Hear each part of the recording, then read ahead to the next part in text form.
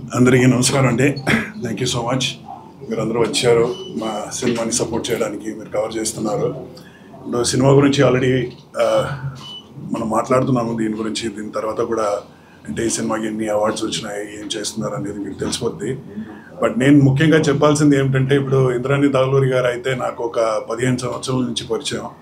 మేము కలిసి ఫస్ట్ ఏదో ఒక మలయాళం సినిమా చేసాము. అక్కడ ఆ టైం నుంచి నేను చూస్తున్నా. అంటే ఈ యాక్టింగ్ కాకుండా she is interested in yoga, Bharatanatyam అనేది నాకు తెలిసిందే.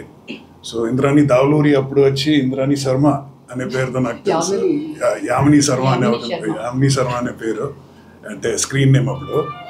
దాని తర్వాత ఇక్కడి నుంచి యూఎస్ వెళ్ళిపోయి పెళ్ళి అయిన తర్వాత సో చాలా సంవత్సరం మనకి గ్యాప్ వచ్చింది. దాని తర్వాత నేను చూస్తే అక్కడ ఆల్రెడీ వెళ్ళి మన ఆర్ట్ ఫామ్స్ని ప్రమోట్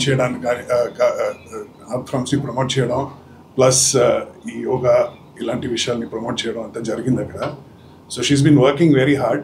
తర్వాత ఈ ప్యాషన్ అయితే ఎప్పుడు ఉంటుంది కదా, ఒక సినిమా యాక్టింగ్ చేసిన తర్వాత మళ్ళీ సినిమాలోకి రావాలనేది ఒక ఫీలింగ్ ఉంటుంది.